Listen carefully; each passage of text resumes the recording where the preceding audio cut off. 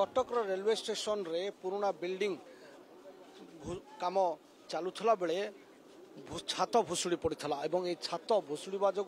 एक number platform यात्री छात उपरे पड़ जाइला जहाँ को नहीं गोटे अघटन घटीला एवं किछि समय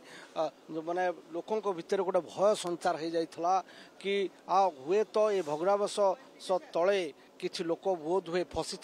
थाई पारती एवं किछि जीवन हानि होई पारे तेणु निहाती भितर लोकों भितर गोटे भय संचार होता और घटनास्थल को अनेक अधिकारी अनेक अधिकारी गस्त करते विशेषकर रेल विभाग अधिकारी एवं कंस्ट्रक्शन संस्थार कर्मचारी माने उद्धार प्रक्रिया को आरंभ करते त्वरान्वित करते 3 घंटारू अधिक समय धरी जितेबाला उद्धार प्रक्रिया जारी रहा एवं पाखापाखि उद्धार प्रक्रिया संपूर्ण शेष होती ट्रेन चलाचल स्वाभाविक किंतु एबे भी जो पुराना बिल्डिंग रो छात धसी पड़ी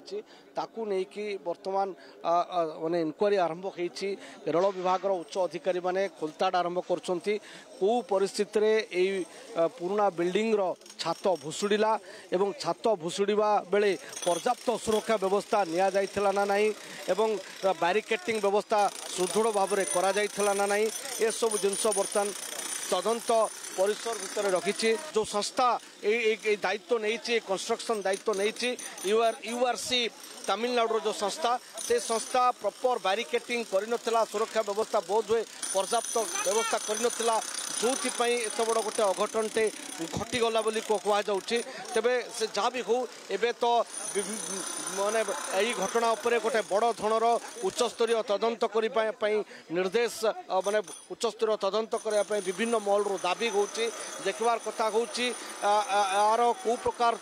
इनक्वारी होची ना नहीं एवं को कहार त्रुटि सामना को आसूची एथिरे कहार भूल रखी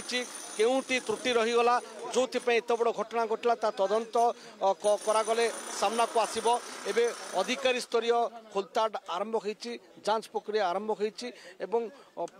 ताकू नहीं कि वर्तमान अधिक अनुसंधान जारी रखी कैमरामैन अभय आलोक महांती कनक न्यूज।